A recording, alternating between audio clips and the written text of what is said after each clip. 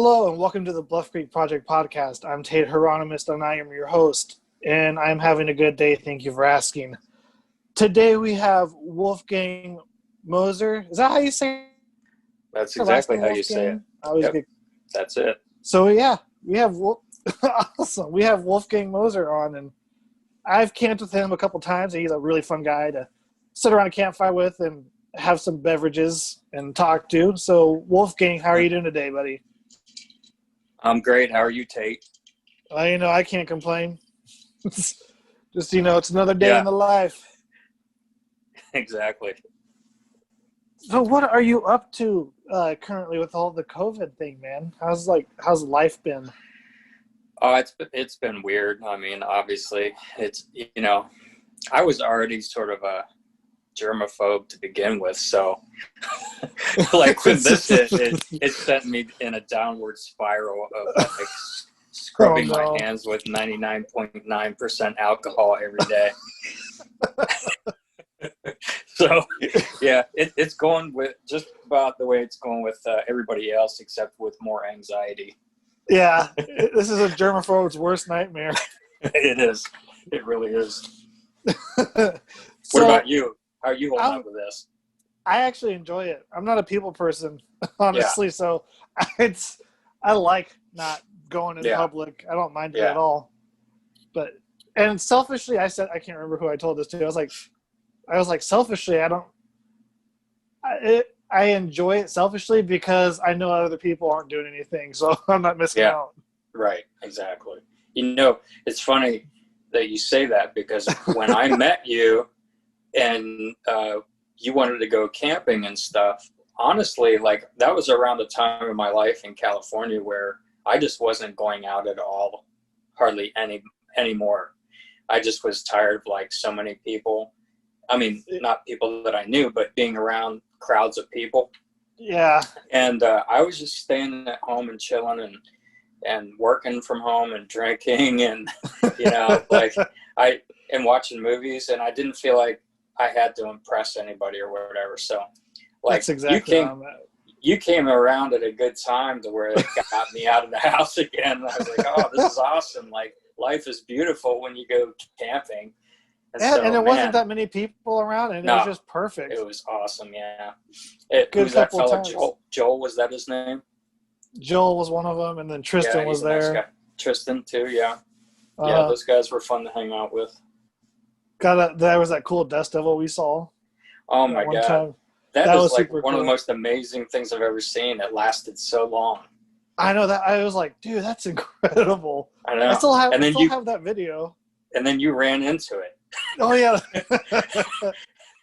That picked up a lot of dust, surprisingly. Yeah. Oh yeah. I was like, good Lord, I got dust in my eyes and shirt. I'm glad you didn't get like injured from that because we were pretty far away from a hospital at that point. I like sucked up and thrown off the mountain or something. Exactly. That was a good time. We had a lot of Fireball too, I think. We were talking about that earlier. Yeah, we were talking about that earlier. We were like, you got sick of that so fast. Yep. No more Fireball for me. I'm done with it. So, Wolfgang, for those who don't know you, tell us a little bit about yourself and why you are the way you are. Okay. That's a complex question for somebody that's not so complicated. I mean, honestly, I wouldn't probably be into Bigfoot at all if it wasn't for having an experience when I was about 19 years old. And then, when that all went down, it freaked me out pretty bad, but I was trying to get on with my life. And it wasn't until later, until I became a little obsessed with finding out more or less the reason why I was having nightmares about it and what I could find out more about these things from other people. Yeah. And so that also set me into like this mode of just wanting answers for years. And honestly, until podcasts came out, I wasn't able to really pull in very much information. I just, you can't like rely on the books that you read about Bigfoot. As much as I love the Patterson Gimlin film, it's awesome, and I believe it to be legit. The thing is it portrays Bigfoot as being sort of this kind forest giant that once it sees you, it shies away and goes the other way. Well, that wasn't the experience that I had. Yeah. So it's a little it fools people into thinking that they can just go out there and mess with these things, and they think that's what it's going to do. That they're all like that they all behave in the same way. Obviously, they don't. Yeah. Well, it's kind of years of researching. It's kind of like when you see videos of bears or whatever. There might be some where you see a bear walking away, but that's not the case. Exactly. Everyone is different, or every individual animal is different. It depends on what mood you catch them in, Yeah. It's like, I don't want to catch them on that bad day. Right. It would not be fun for either of us. Exactly. But, so, I was going to ask you, since you were talking about experiences, what was your experience that you had? I had gone camping alone, which I had before many times in the past. When I was a kid, that's just, around this area anyway, we had free range of just camping almost anywhere. And like, if you knew the property owner and asked them, they would, back then people just didn't care. They would care now because they'd be afraid to get sued if you got hurt on their property or whatever. But yeah, there's this one young fellow that owned this property that I love to camp on, and his first name was Kenny. I won't say his last name, but he's like, yeah, as long as you clean up your fire and make sure nothing, that, clean up your mess and all that, you're welcome to camp back here. So I used to camp back there alone. There was this series of old coal mines back there, and above these coal mines, or caves, I should say, were a lot of pine trees, and I think my car was getting worked on, so I asked my buddies to take me out there. They had to work the next day, so they dropped me off. They were like, well, have fun, I got a fire going. Yeah. I was fighting with my girlfriend, so I was like, I'm going to show her, like she's going to worry about me. And that obviously is not what happened.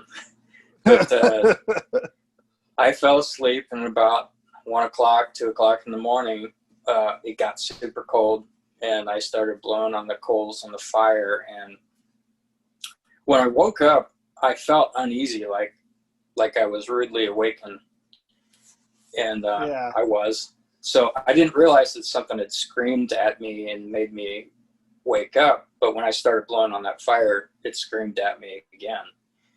And then I heard the scream from the other side of the camp too. So whatever was screaming at me, there was more than one of them. Yeah. And so I was freaked out. I'm just literally like, what is this? What's going on? And I'm standing super still, trying to wrap my head around what's making these screams. And how like they've described in other podcasts about the T-Rex roar. It was sort of like that, mixed with a high-pitched scream. Like it would go in and out. Huh. And so I'm just sitting there hoping that it'll go away, whatever it is. And then it would be to the left side of my camp from where I'm sitting, came crashing through alongside, adjacent to my camp, just far enough away, like it was pretty close, but far enough away I could see it. And the way it ran and how it ran, and I always describe it as being sort of cat-like. Like the joints looked odd how it ran, and it had the cone-shaped head. And I didn't get a good look at its face because it was to the side. It didn't like look straight at me, but it was sort of like a bluff charge, I guess you could say. And it took me even like 30 years to even figure out that that's what a bluff charge was. But it wasn't charging for me, but it definitely was displaying that it was big and powerful.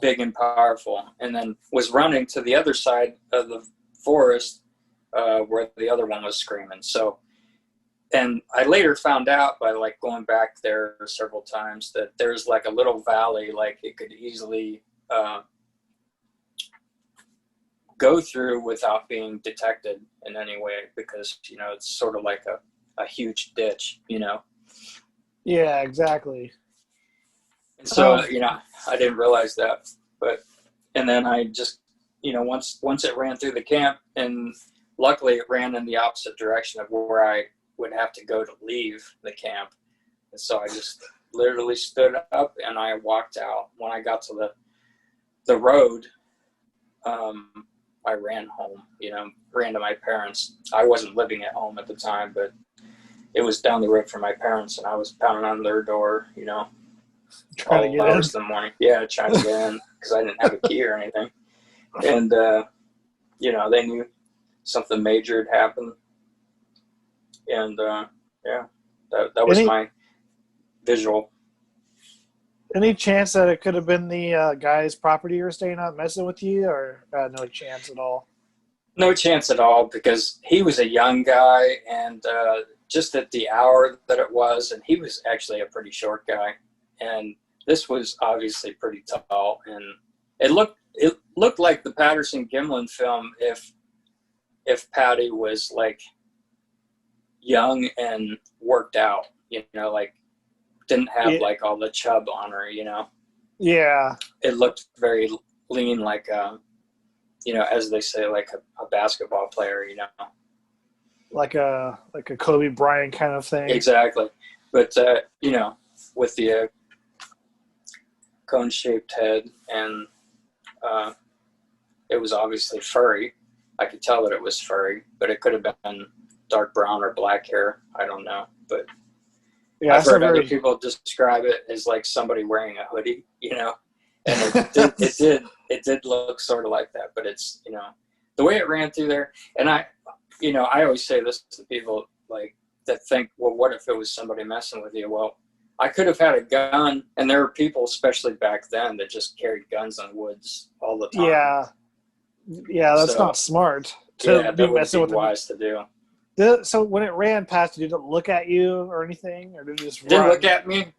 I'm sure that it was looking at me at the time that it, you know, before was screaming at me. Yeah, before it ran. I'm sure Jeez. Maybe both of them were looking at me.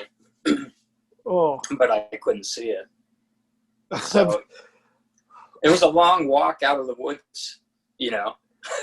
It was very difficult to not run, because I wanted to run, but I knew that, you know, animal instincts, it might want to chase me down.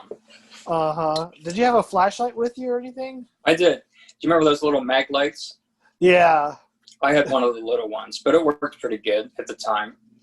Like, I would never use one of those now, but at the time they were like the best pretty thing special. Yeah. Man, that would be pretty intimidating. And this was in Ohio, right? Northeast Ohio. That's pretty. Route 30. It's a pretty squatchy area up there. And you know, this is actually, and I didn't know about the Minerva monster, so this is actually like maybe a 30-minute drive to Minerva from where I was camping at. Oh, wow. So, yeah. And the Appalachian Trail doesn't run through there, does it? No, I think that's more south. I think it's more south of here, yeah. Yeah. Man, that's the kind of encounter that always freaks you out, man. Yeah, because, you know, you don't know what these things are going to do, you know, if it's going to... You don't expect it either. Yeah. You know, like in hindsight, like I think of all these things that could have happened, and I had it pretty good, it turned out really well for me, you know. But I hear people like having stuff thrown at them and like being paralleled out of the woods. Like, oh my God! If it would have done that, I would have probably had a heart attack on the way out. I can't. Probably passed out from fear, you know. That would be so insane, man. Could you imagine having them like walk you out of the woods like that, more or less? Yeah. Oh, I mean, and I've heard other guys say that they literally blocked them from leaving the woods for a while, you know, and that's really super scary. That's like what a bear would do, you know, like a black bear. See, that's why. Well, that was one of my questions on here was, well, now do you carry any kind of personal protection when you go out in the woods? Because I know I do. Yeah, I do, but I don't really do that for Bigfoot. I'm under the impression if I ever shot at a Bigfoot, it's going to end badly for me and whoever's with me, because there are more than likely be more than one there. And if you injure it, you know, it's going to really make it mad. So you better make sure it's a kill shot. Yeah. And then shoot it. And then you have to worry about his brothers and cousins or whatever, you know? So I don't think it's a good idea, but I carry a gun they're, now that I know that there are black bear out here and they reintegrated wolves into the area in Ohio, it's like a hybrid wolf.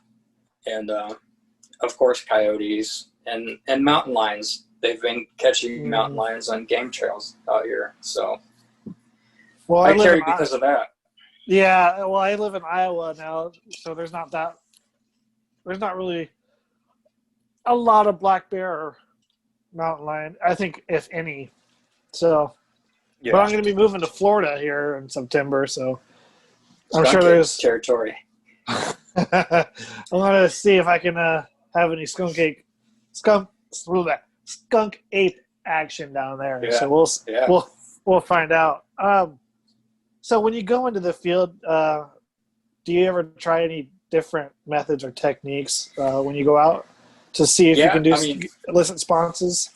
I have like 4 different groups I've gone out with, and you know, we're talking like just a few people. Like I've gone out with you and your buddies. It's usually around 2 to 4 different people. And they all seem to have their different ways about them. These 2 fellows I know from Southern Ohio, like they know how to track things, and they do some amazing stuff. But I mean, their method is so good that they don't have to do the calls or the wood knocks. I think that's like a last ditch effort. Like, if you're not getting any kind of success at night, then you start doing the wood knocks or the calls. But these guys like to go right where they know these things travel through, and then pitch a camp right there and hope that you get some kind of like, because if these things are smart enough and they know that there are people out there doing calls and wood knocks to trick them, and I think that they are. Yeah. I think that's going to be dying out. It's not going to be helping anybody. They're just going to know like, oh, there are humans in the area now, so we can go the opposite direction. Yeah. So, but when it comes to like just pretending like you're just normal campers and just sitting there and waiting for things to happen, if you're in the right area, you'll probably bring them in. And that's like what I think what's been as far as research and trying to elicit responses, that's what it's been progressing towards, is not doing wood knocks and calls. Right. Because the popularity of Bigfoot now with finding Bigfoot and all that, yeah, it's getting a lot more people out there learning about that. Right. And it's kind of they're overdoing it in places that are popular for them. Right. So for I'm glad researchers, that they did it's that hard. show. Yeah, I love it, man. I'm glad that they did it because it gets people out of the house, you know? Like there are a lot of people that ordinarily would not leave the house. They're out there doing wood knocks and calls, you know? Good. I'm glad it happened, but I hated that it happened. Yeah, I know, exactly. Right. Exactly. Such a good show. And it's you know what? As far as like stuff like that, Bigfoot shows, it was one of the rare shows that was able to stay on the air, right, and end on its own terms, really. Well, they all had a lot of personality and character, and you know, I think the film editors were incredible. Honestly, people don't like to credit the film editors for that show, but they really put on a great show. And like, if you know them personally, like they'll. I think it was after season 1. After season 1, everything was like really more legit and stuff on the show. Because I think the first season they were kind of getting hoaxed, from what I heard. I'm not going to quote exactly. Yeah. But everything on that show is actually genuine. And I don't know if you met any of them yet, but after like me knowing them, I believe it's all true. And then, but you know people who know them too. And well, I know you know them. Yeah. So like you're the only person I really know that knows them. Well, Jamie knows them. Oh, right. Oh, yeah. Okay. Yeah. That's right. I always forget. Yeah. You guys are buddies. Yeah. Well, speaking of Jamie, how did you meet Jamie? Through the Bluff Creek Project, because I contacted Steve Strufer from Bigfoot Books.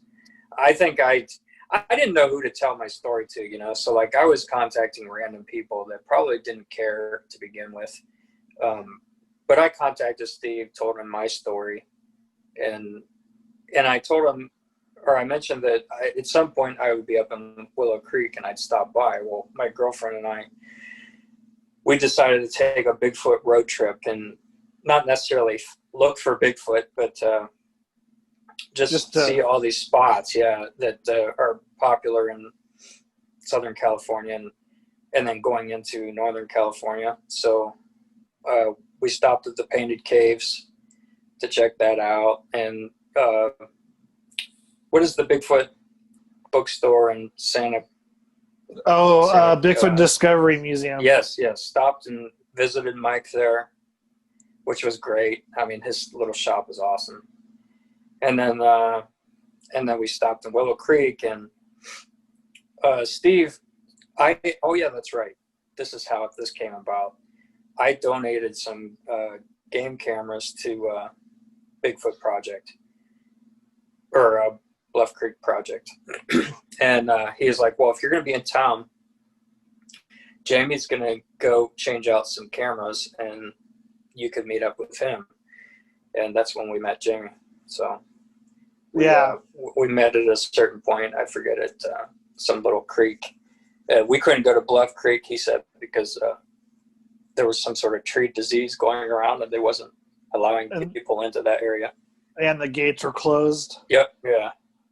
Man, but so, you've been to that area. You know how like wild it is up there too. Oh, it's crazy. Like there could be a Bigfoot anywhere there. That's what insane. People don't realize. They don't realize that there's just still so much forest that something could be hiding in, you know? Not only that, but people, I mean, I get the skeptical. I get how people can be skeptical of it because there's evidence, but it's not like hard factual evidence of it being real. But at the same time, people were like, well, where would it live? I'm like, anywhere a bear would live. Yeah. And I always say, like, you think how big a grizzly bear is? Right. That's how big a Bigfoot is sometimes, you know, the largest ones. Yeah, I think that they're like that, like in areas like that. The one I saw probably wasn't more than 6 foot tall. But, I think that they, like, you know, like wolves or bear, I think the further you go north, the bigger they get. Yeah, and it's like all of Canada is forest. I mean, most of Canada is unpopulated, except for like Alberta and Montreal. But still, that's a heck of a lot of forest in Canada. Even Washington, California, and Oregon, there's a lot of forest that's untouched. Yeah. I mean, people get lost out there, and they can't find them. That's a human trying to find their way out. So I've been fishing in Canada, and there are spots where like no hiker would ever like risk going. Like no matter how good of a hiker you are, mm-hmm. how experienced, you would not go to certain areas just because of how thick and jungle-like it is in Canada. That's the thing. It's like, I just want to point this out. Even hikers get lost. And these are experienced people who are trying to find their way back to civilization. Yeah, right. So I believe something as intelligent as Bigfoot that wants to remain hidden, that knows the woods pretty well, can do that. Yeah.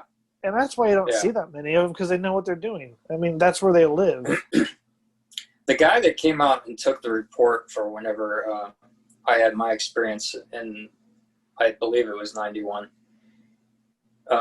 Well, my friends came out the second night, and the same thing happened, but it didn't come out to show itself the second night, but we were able to record those screams.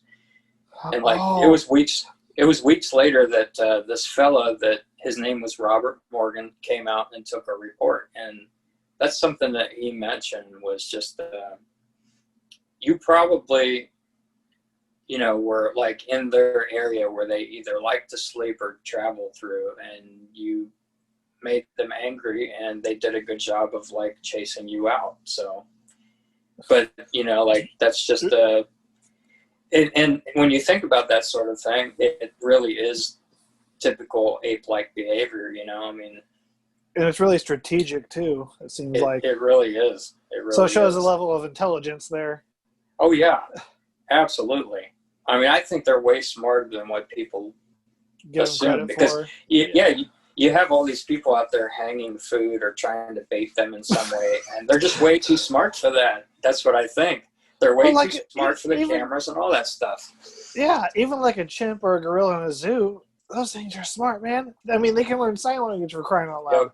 Yep. So it doesn't surprise me something like a Bigfoot or Sasquatch, they're the same, one and the same. But they're very intelligent. And they're very curious too, but they're also on the cautious side. Right. So, and they're masters of their environment. I mean, that's something Robert Morgan said too, was like, if I go stand out in the woods, if you guys turn your back and I go stand out in the woods and I stand still, you're probably not going to be able to find me very quick. Especially if you're wearing like colors that blend in. Exactly. So if you're wearing like brown or black or green, the way the human eye, especially how we're trained to, from development, how we observe and report to our brains, you're not going to pick up on anything that's really standing still very quick. And if you have one of those that can do that, and it sees you looking away from it, all it needs to do is duck behind a tree, and you're going to walk right by it. Uh-huh. And it's like, also people don't realize, like, even 10 feet, if you're like looking 10 feet into the woods, it's so thick you can hardly see what's in 10 feet in front of you. And that's just crazy to think about. Yeah. I mean, especially in the spring and summer in some places. Obviously, California, for the most part, all the time, it's pretty thick and green in areas like that in Northern California.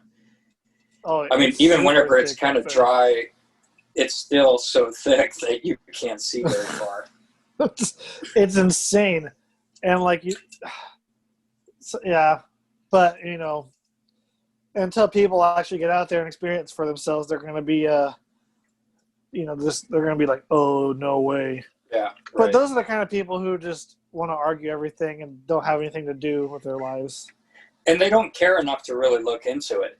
That's the thing. Why are you even here arguing about this if you don't care enough to look into it? Yeah. I mean, I understand being skeptic. I'm very skeptic about a lot of things. I don't believe in a lot of stuff. So I can relate to that, but I don't really have an argument if I'm not willing to do any kind of research about it. You can't be just somebody off the street and says, oh, that's a bunch of bull. There's no way. Yeah. You can say that, but you've got no argument by saying that. Exactly. And people, there's a lot of followers more than there are. This is probably a bad way to describe it, but I look at people who are doing research in the field as what is it? Leaders, and then the followers are more like the skeptics. Right. Yeah. They're like, because the followers are just going to be like, they're going to be like, yeah, I'm just going to agree with mass of people saying they're not real and just go with that. Yeah. Yeah. And then they're the leaders of that opinion, but they're far less legitimate than anything else, by not putting any kind of effort into looking at the evidence that is at hand. And there's quite a bit of evidence, I think.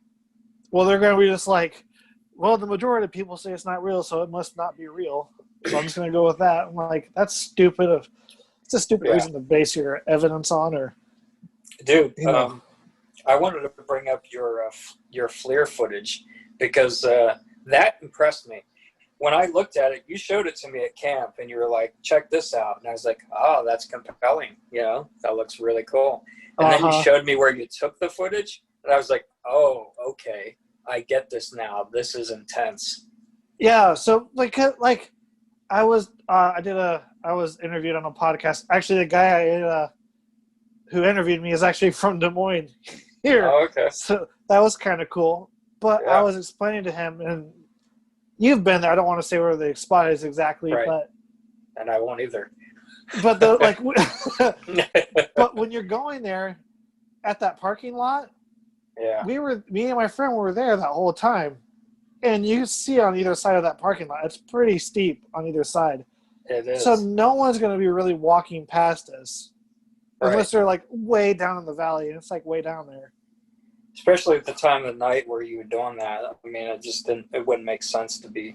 And there were hunters all over that place too. So, I mean, again, like you were saying back with your sighting, if you had a gun, why would you prank someone that may have a gun? Yeah. And so like hearing you were saying like, oh yeah, this is legit. That's kind of, it adds credibility for people who actually go to the site and see it. Yeah, when I saw that ledge, I was like, there's no way that was a person messing with them. There's no way. Because I saw that head pop up, and it even, It was a vertical, too. It wasn't like horizontal like a deer or bear. Exactly. And it wasn't really deer or bear behavior. No, It was obviously curious, and it didn't think that you saw it probably, Well, I think it did. Well, because...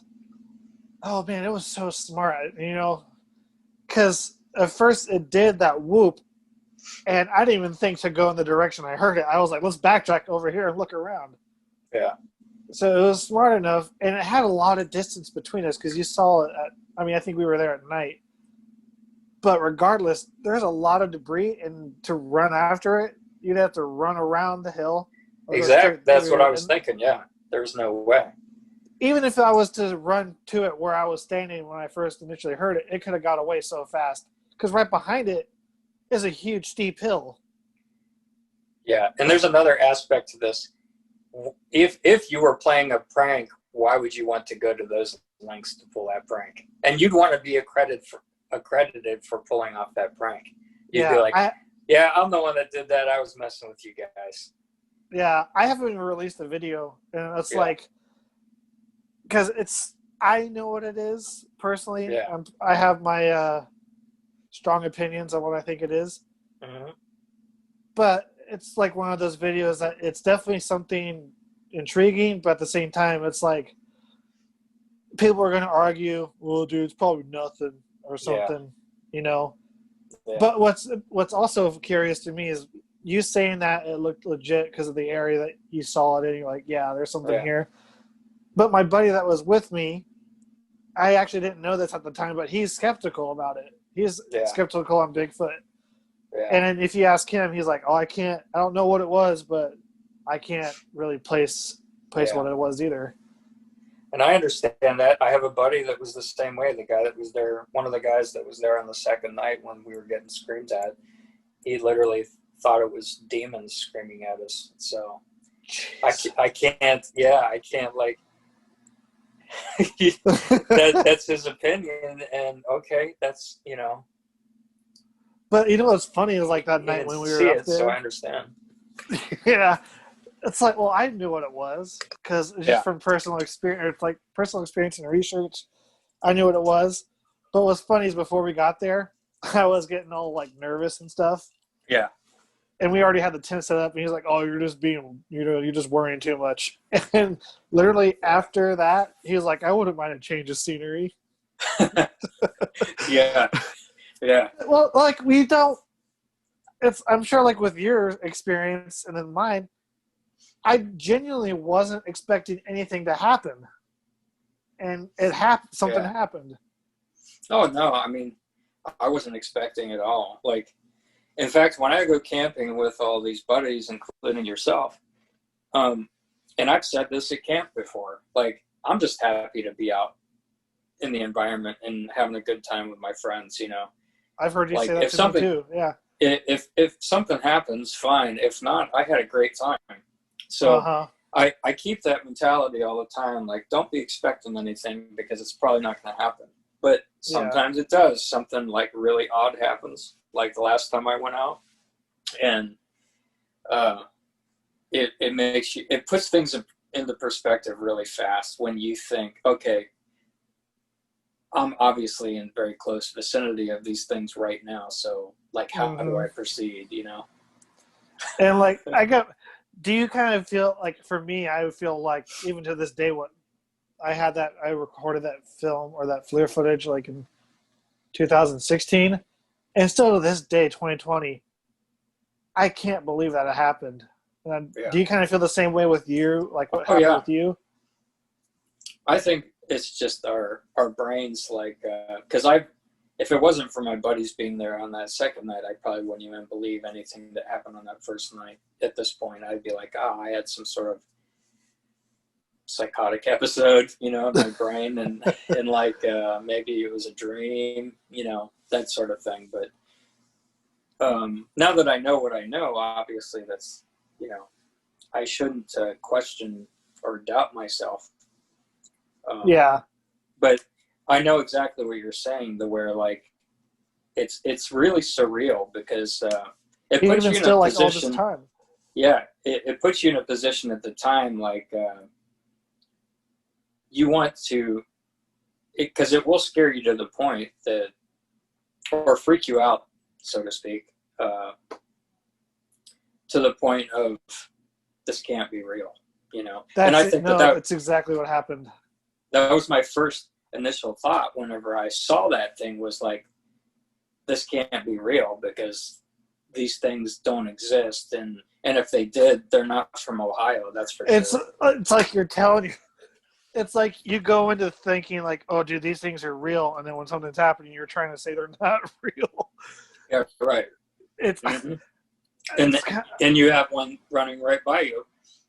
You're like, this isn't happening, but it actually is. Right. But it actually is. And am I dreaming? And am I about to die? You know, those are the things rushing through my head. I know, dude. That was the thing for me. Like, when I had that encounter, it was like a mix of feelings. It was like a pure adrenaline, pure fear, and pure excitement, all like tossed into the mix together. That's what I was feeling. Yeah. I was that's good. That's, you know, I could. You were close to your car, right? Or somewhat close to your car. At least 2 minutes walk, if that. But I'm like, that just happened, and there's no way.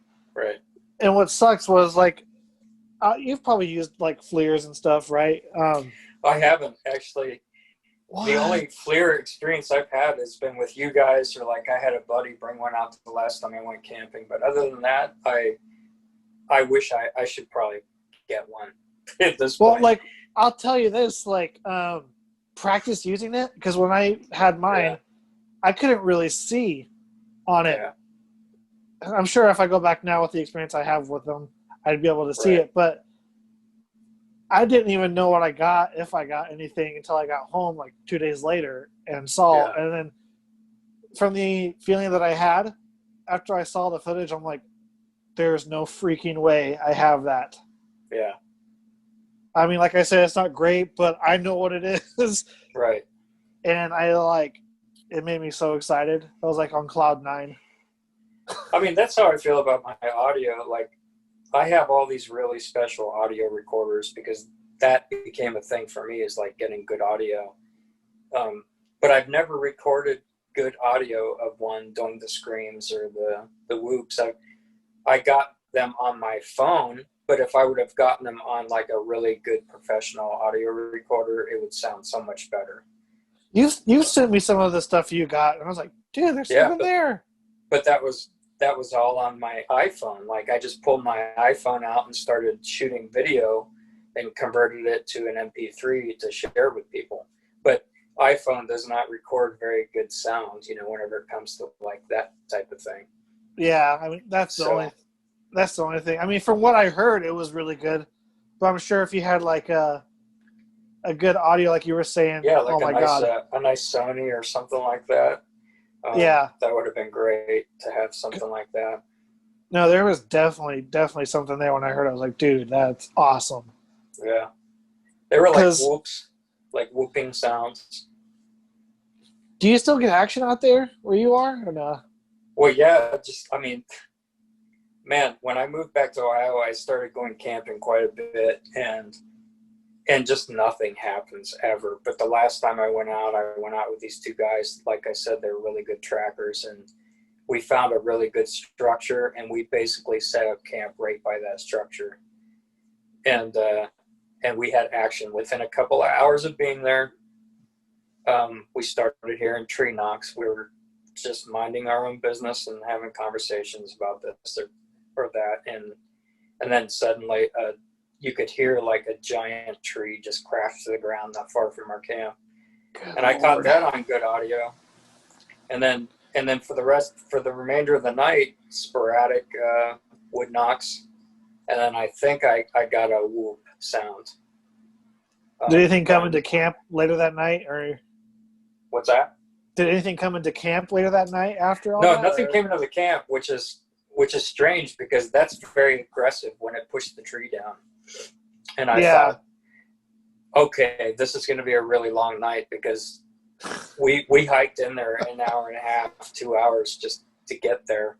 And there's no road for a truck. And there's forget it, dude. Like, it would have been treacherous to try to make your way out like in the dark. It was treacherous to go in during the day when you could see everything, because if you slip and fall, you could like crack your head open or break your leg or whatever. I mean, forget doing it in the middle of the night. Yeah, I'm sure with like, especially all the gear and stuff, even at night, that would. Even during the day, like you said. Yeah, I mean, like, I just thought this could be a really long night of those things screaming at me, or even like pushing more trees or throwing shit at me. I was expecting it at that point, but thankfully that did not happen. They just did wood knocks here and there. They left us alone. But I thought for sure if something was going to go down because of that tree fall, You're and like, my buddy, man. my one buddy, we camped close to a swamp, so we mostly heard like frogs at night. But he took some pictures of some toe indentations by the swamp. So that's kind of cool. Have you ever found any tracks personally or anything like that, or just maybe just audio? I'm a total novice when it comes to this Bigfooting stuff. I really am. Like, I don't know how to track. I don't know how to, like, if I had a full line of Bigfoot tracks in front of me, I probably would not even see them, because I'm usually I'm trying to navigate through the woods so I don't fall on my face, Yeah. I kind of know what I'm doing, but mostly I don't. So I think a lot of it's dumb luck. Yeah. I've never found tracks, but I would love to. And here's the thing. Even if I did find tracks, the best I could do is like take a picture of it, because I don't take plaster in, because it's just more added weight on whatever I'm carrying in there. Well, I think if to plaster or cast, it has to be the best track you've ever seen. Mm-hmm. And I think those are the most rare. I think it's almost more rare than seeing a Bigfoot. Right.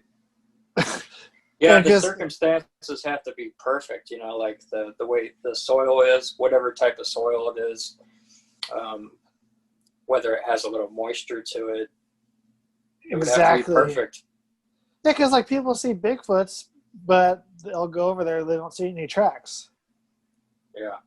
I wonder what the statistic on that. I wonder if there's a lot of tracks, but there's also a lot of reports and sightings of them. So I wonder if there's more reports than tracks, or we looked for tracks after I had my sighting, and because obviously it was all pine trees in that area, and I think because of that, there was no indentations at all because there's just such a thick bed of pine needles on the ground, and there's just no way to see any kind of toe prints or whatever.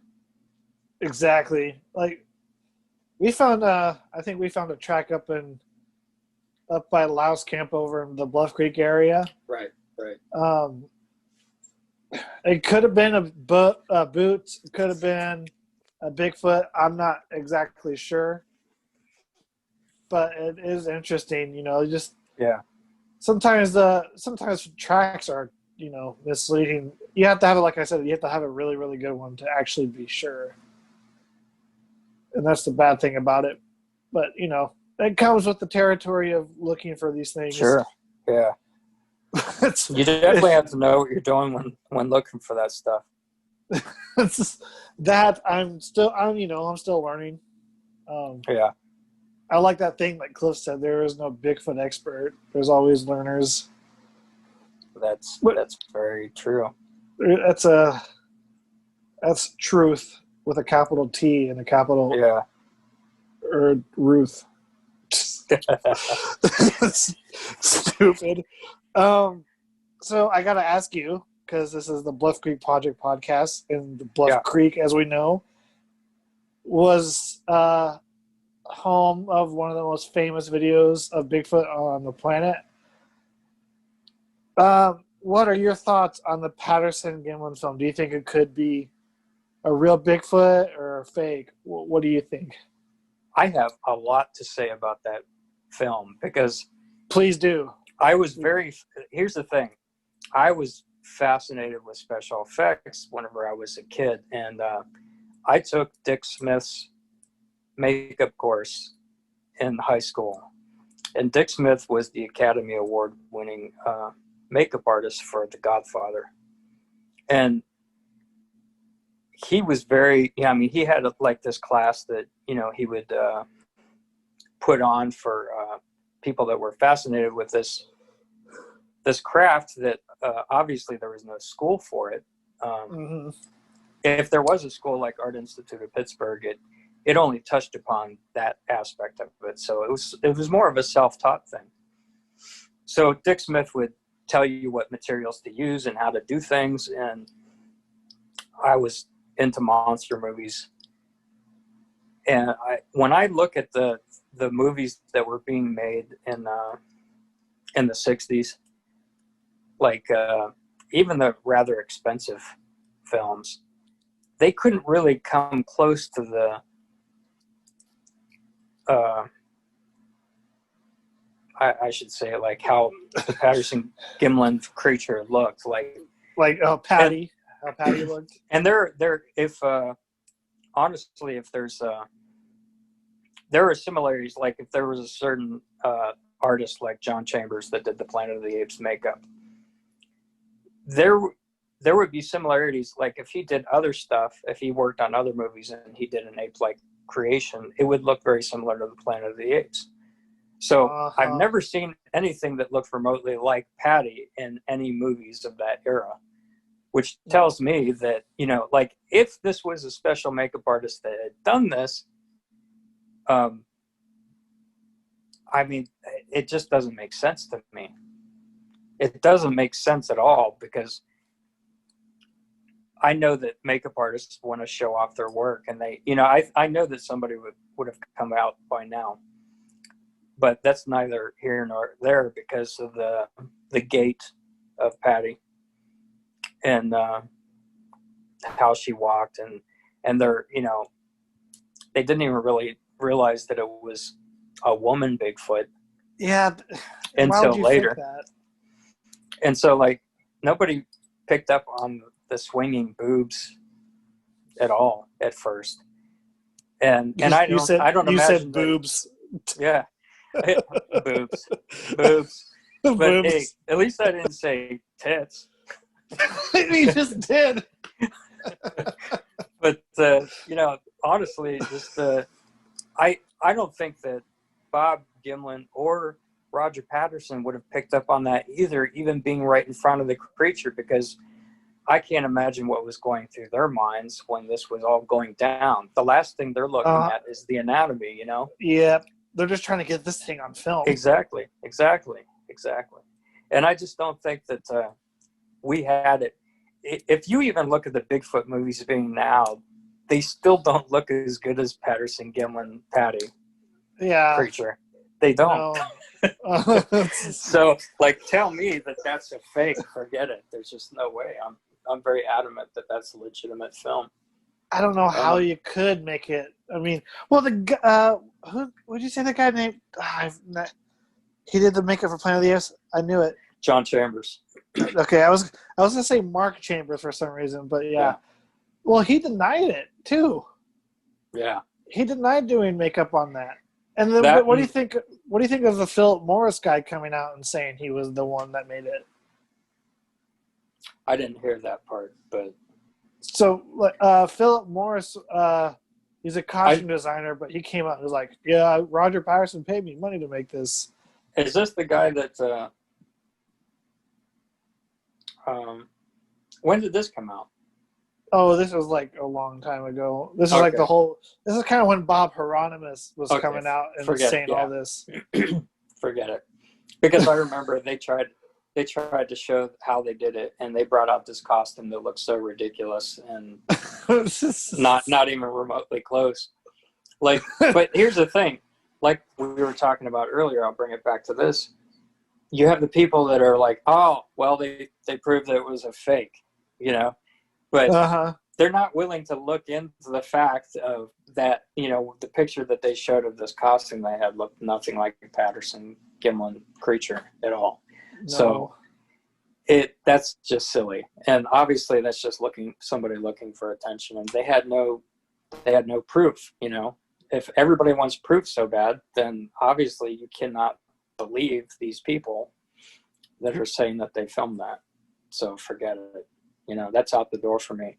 And the fella, the makeup artist, William Munns, or Bill Munns. Yeah, Bill Munns. He did the best thorough investigation of that, in my opinion. Than anybody else. And I don't think that anybody, and MK Davis did some great stuff too, but honestly, I think Bill Munns did a very thorough, objective review of that film. So, I mean, if anybody's going to know if that thing is legit or not, it's going to be Bill Munns. Right. And somebody that actually did creature makeup at that time. And I think Bill Munns has said there's no way it's fake. Yeah. And it's not even like the stuff that makes it not fake isn't even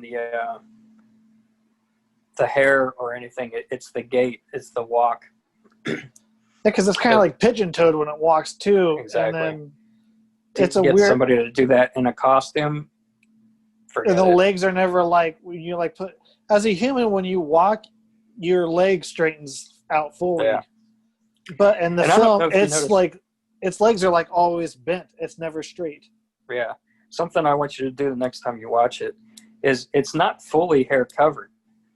There are like patches on the back of hair and stuff. And now, if you were doing a monster makeup, you would punch in even more hair to hide flaws in your suit.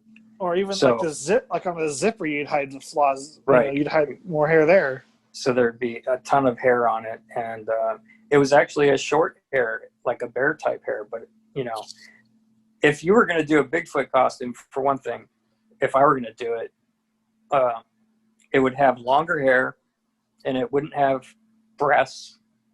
And because, Bigfoot was always considered to be a man creature. Yeah. And there was only probably one, so it made no sense for them to like create a woman Bigfoot costume with short hair.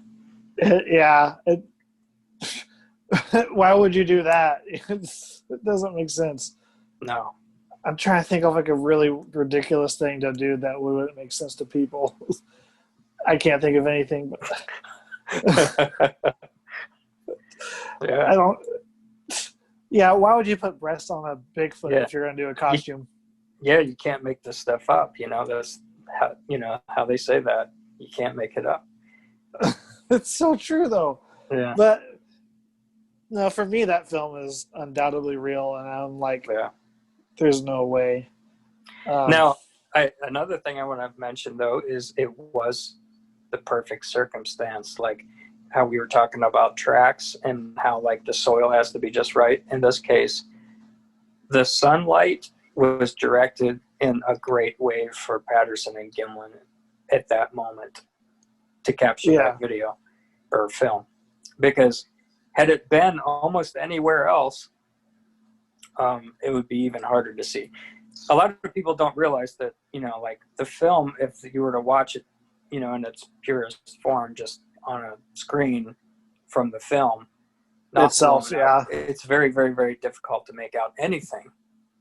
And I think Bob Gimlin even said that when he saw the film, he wasn't all that impressed because, obviously things look better up close or in person than on photo, on a camera. On a camera. So it wasn't until it was blown up, they started to discover all these very intriguing aspects that lended to its credibility. Exactly. And not only that too, like I think people might say like, how did a Bigfoot not know who was there? But if you think about it, I think what Roger initially said is when they came around the bend, she was drinking water. Yeah. So keep that in mind. But at the same time, it's all open sandbar because there was a flood in there. Right. In 64 and it washed it out. So it was really soft sand. And I think they were downwind of her too. So you got all these variables to add in the perfect storm for an encounter. So you're riding horses. You're on a sandbar, which is, there's not a lot of sound because it's really soft. Yeah. And not only that, but she's drinking water from the creek, so she can't really hear them. It was the perfect storm. And she's down, and they're downwind, so she can't smell them. Yeah. And so when they came around, they startled her, and then that's when everything happened, and Roger got the camera out and started filming. Yeah. So, you probably they were just lucky. That is like, that video is like winning the lottery. That's the equivalent of it. Exactly. I think the same. But, oh man. So I think we're coming up on an hour, Wolfgang. Okay. I could be wrong. I didn't get the time exactly when we started. I'm not even sure. Yeah. But hey, you know what? An hour, 40 minutes, 50 minutes. Yeah. Everything it's so much fun to talk to people. But regardless, I want to ask you, do you have any advice for people, getting into this whole Bigfoot thing or, wanting to research it? What's your advice you'd give somebody? It's just an opinion, but it's always been of my opinion that you don't find Bigfoot, Bigfoot finds you. So the best thing to do if you want to research is find out where they are or where you think that they are or where they would be like close to water or off trail and camp there and hope that they come in, but I don't think that you're going to catch them on a camera like Roger Patterson did. But if you want to do that, sure. And I would advise taking something better than a 8mm. Or even the iPhones nowadays are pretty good cameras to take with you at least. But they're a decent camera, but you're not going to get the quality of an 8mm film. Honestly, the lenses on iPhone or on any cell phone camera, they're designed for close-up type pictures. So anything like 20 feet or something. Yeah, that's why we have all these blob squatch videos, because it's so true. Yeah, I mean they I'm sure that they thought they got the footage of the century, whenever they took some of this stuff on their cell phones, and they get home and it's like a blob squatch. Yeah, so. Well, that was what mine was, a blob squatch. But you learn and you do better. Yeah, but not all of us can afford a National Geographic camera, Yeah, geez, guys, come on. I'm only working with my GoPro 1. Yeah, right. Yeah. Whatever. I'll make do. Yeah. If I borrow one or something. But anyway, thank you again, Wolfgang, for coming on. It has been a pleasure talking to you, man. No problem, buddy. It's good to hear you again. Yeah, it's been a long time. Yeah, we need to make a time to go in the woods sometime soon or something. It's been too long. Well, you said you might come to Ohio at some point. I was hoping to come through in September, but I don't think I will be able to. But maybe on my way to California, I might stop through. I'm gonna try and go out to California again. So, what are you gonna do there? I'm gonna do a recreation of my thermal video that I had. Oh, okay. After that, I actually might release it. Yeah. With the the recreation and how we did it, what happened exactly. Right. Well, so we'll see. Yeah. It's all. Awesome. There's a lot of things going on. Oh yeah. Always. So until next week, guys, we have been the Bluff Creek Project Podcast.